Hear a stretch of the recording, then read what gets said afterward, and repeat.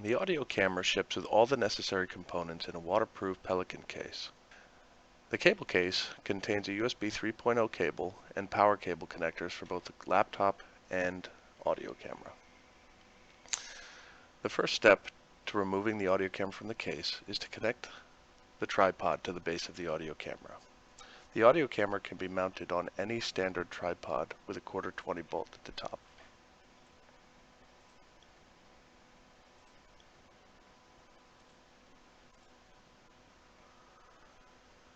One of the great things about the audio camera is the single cable connection, making setup trivial. The audio camera captures all of its data from all 5 video cameras at 15 frames a second and all 64 independently sampled synchronized microphones, all over a single USB connector. First step is to connect the USB-B cable to the audio camera in its single port. Then connect the A connector to the computer. Next, we connect the audio camera's power supply. At this point, we're ready to take data, but let's first set up the audio camera inside the car.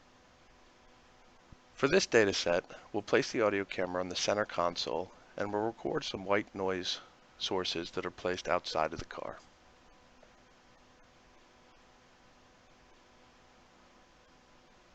To collect this data inside the car, we're using a power inverter plugged into the cigarette lighter of the car.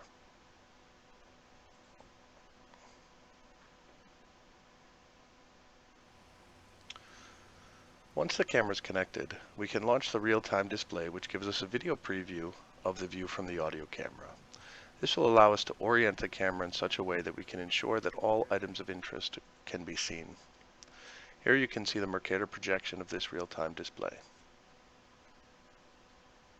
Now that we're set up, we'll move a white noise source around the windows throughout each one of the joints in the exterior of the car to test the transmitted sound.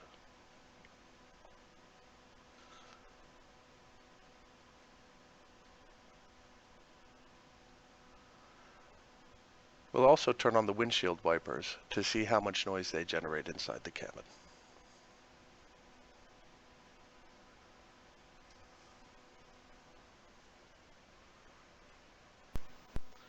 Here we see the view of the interior of the car from the audio camera's perspective. In this data set, the audio camera is placed in the center console. We can see the front windshield on the right and left split by the Mercator projection. We can see the sunroof, which was slightly cracked in this data set, along with the passenger window slightly open and the driver's side window.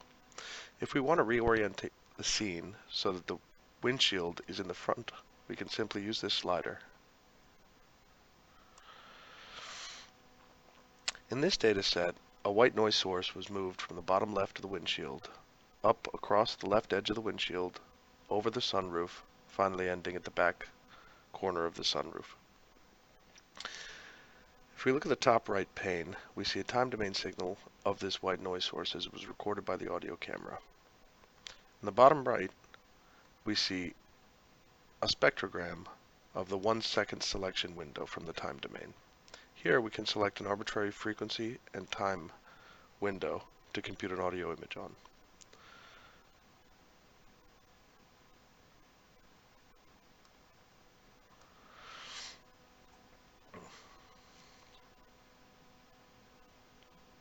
When we compute an audio image, we're shown a color-coded display of the dB SPL level in the environment.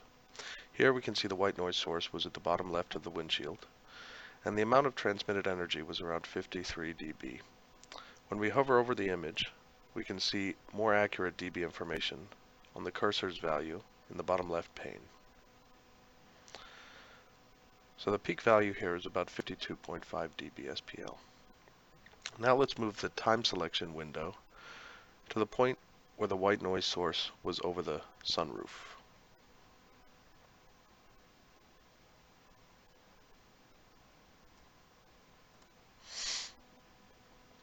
Now, because the sunroof was cracked, we would expect that the sound level transmittance is significantly higher.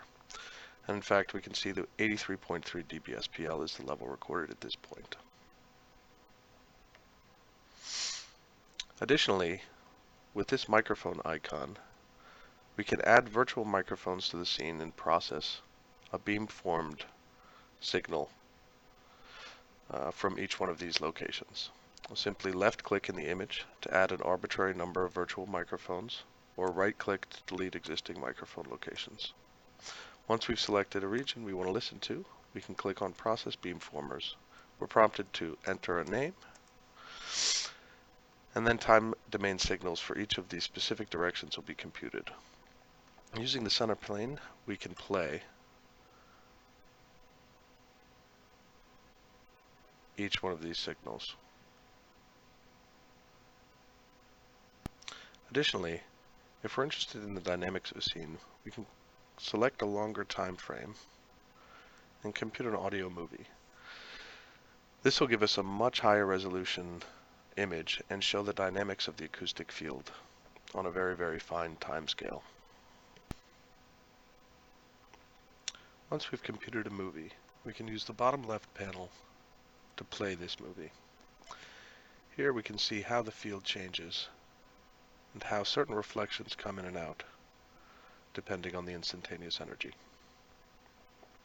Using the slider, we can slide to any point in the selected region and see what the distribution of energy looks like, along with the dB information.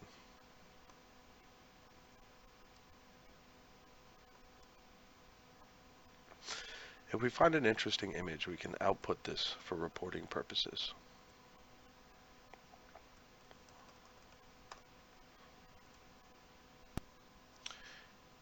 Here we can see the data that was captured while the windshield wipers were on in the car.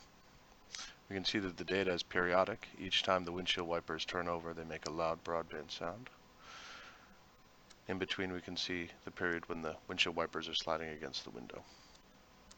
So let's have a look at one of these times and select frequency and time region associated with the windshield wiper turning over.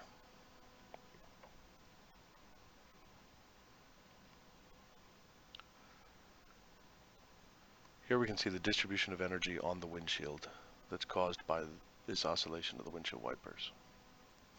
In this position, the windshield wipers are both in the down position, and they're flipping over to return to the upward position. Let's move to the next peak, which would be an upward turnover, and select the range associated with that flip.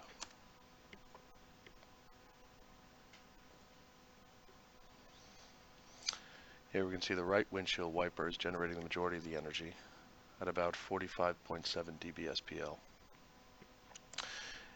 Interestingly, if we select a region here, we can see an interesting phenomenon as it slides across the window.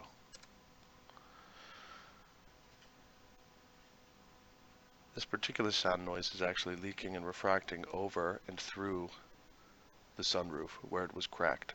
And we see the peak energy transmittance is coming from both the back left and back right of the sunroof at 32.8 dBSPL.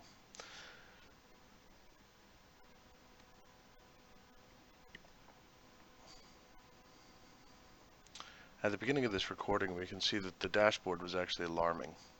If we're interested to see what the distribution of that alarm sound is, we can highlight it and compute an audio image. Here, the buzzer is located to the left of the driver's window, or the driving wheel.